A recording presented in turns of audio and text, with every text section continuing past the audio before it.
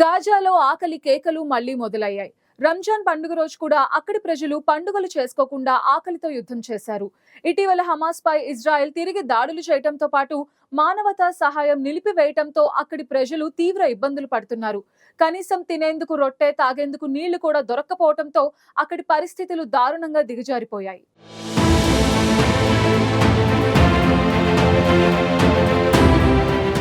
రంజాన్ ఉపవాసాలు ప్రపంచవ్యాప్తంగా ముగిసినా పాలస్తీనాలో మాత్రం నిత్యం ఉపవాసాలే కొనసాగుతున్నాయి. తినడానికి ఏమీ లేక ప్రజలు ఆకలితో అలమటిస్తున్నారు. జనవరి 19న ట్రంప్ ఆదేశాలతో ఇజ్రాయెల్ హమాస్ కాల్పుల విరమణ ఒప్పందాన్ని పాటించాయి. అయితే రెండో దశ చర్చలకు హమాస్ ముందుకు రాకపోవడంతో ఇజ్రాయెల్ తిరిగి యుద్ధాన్ని ప్రారంభించింది. అంతేకాక గాజాకు మానవతా సాయాన్ని, ఆహార సరఫరాను ఇజ్రాయెల్ పూర్తిగా అడ్డుకోవడంతో అక్కడ పరిస్థితులు మరింత దిగజారాయి. గాజాలో పాలస్తీనియులను ఆదుకునేందుకు ప్రపంచ దేశాలతో పాటు ఐరాస భారీగా మానవతా సాయాన్ని అందిస్తున్నాయి. కానీ వాటిని ఇజ్రాయెల్ అడ్డుకోవడంతో సరిహద్దుల దగ్గరే కుళ్లిపోతున్నాయి. దీంతో గాజాలో ప్రజలు నిత్యం ఆకలితో యుద్ధం చేస్తున్నారు. రంజాన్ పండుగ వేళ కూడా చాలామందికి కనీసం తినేందుకు రొట్టె ముక్క కూడా దొరకని పరిస్థితి ఏర్పడింది. ఇక పిండి నిల్వలు కూడా అయిపోవడంతో బేకరీలన్నీ మూతపడ్డాయి. ఈద్ పండుగను గాజావాసులు పెద్ద ఎత్తున జరుపుకుంటారు. కానీ గత ఏడాది మాదిరిగానే ఈ ఏడాది గాజా ప్రజలకు ఈద్ రోజు ఆకలి కేకలు, బాంబు దాడులతోనే ముగిసింది. యుద్ధం దెబ్బకు గాజాలో ఆహార ఉత్పత్తి సామర్థ్యం పూర్తిగా దెబ్బతింది. దీంతో అక్కడి ప్రజలు తిండికి కూడా అంతర్జాతీయ సాయంపైనే ఆధారపడుతున్నారు.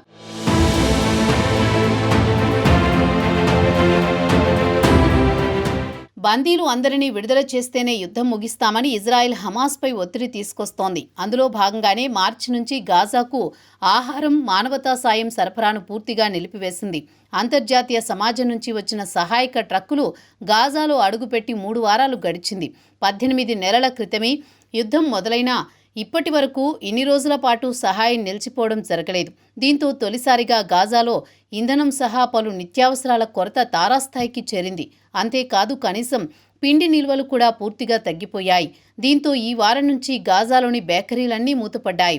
గిడ్డంగుల్లో పిండి పూర్తిగా అయిపోయినట్లు వరల్డ్ ఫుడ్ ప్రోగ్రాం తమకు తెలిపిందని, ఇజ్రాయెల్ రఫా క్రాసింగ్ తెరిచి సహాయక సామాగ్రి, మానవతా సాయాలను తిరిగి గాజాలోకి అనుమతించేదాకా బేకరీలు పనిచేయబోవని బేకరీల యజమానులు వెల్లడించారు. చికెన్, మాంసం, కూరగాయలు అందుబాటులో లేకపోవడంతో ప్రస్తుతం గాజా ప్రజలు తమ ఆకలిని రొట్టెలతో తీర్చుకుంటున్నారు. ఒక బ్రెడ్ కోసం రోజు మొత్తం వెతుక్కోవాల్సిన పరిస్థితి ఉందని, డైర్ అల్ బలాహ్లోని అన్ని బేకరీల చుట్టూ తిరిగినా ఎక్కడా ఒక్కటి కూడా దొరకడం లేదని ప్రజలు ఆందోళన వ్యక్తం చేస్తున్నారు.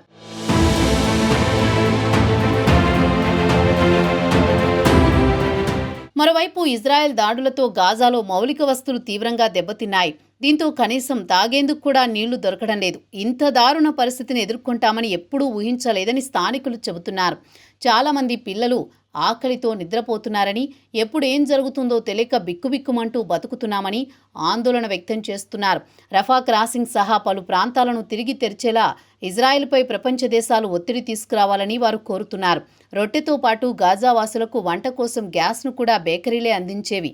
అవి మూతపడడంతో తిండి వండుకోవడానికి కలపని ఆశ్రయిస్తున్నారు. కానీ దానికి తీవ్ర కొరతే ఉంది. కలపను బ్లాక్ మార్కెట్లో అడ్డగోలు ధరలకు అమ్ముతున్నారు. దాంతో అది జనానికి అందుబాటులో లేకుండా పోయింది. నూనె, ఈస్ట్ వంటి బేకింగ్ పదార్థాలు కూడా కొనలేని పరిస్థితి నెలకొంది. బేకరీలు మూతపడడంతో పిండి ధరలకు అమాంతం రెక్కలొచ్చాయి. ఒక్క సంచి ఏకంగా 400 షెకెల్స్ $115లకు అమ్ముతున్నారు. యుద్ధానికి ముందు 25 షెకెల్స్ ఉండేది. గత జనవరిలో స్వల్పకాలిక కాల్పుల విరమణ సందర్భంగా కూడా 35 షెకెల్స్కు దొరికేది.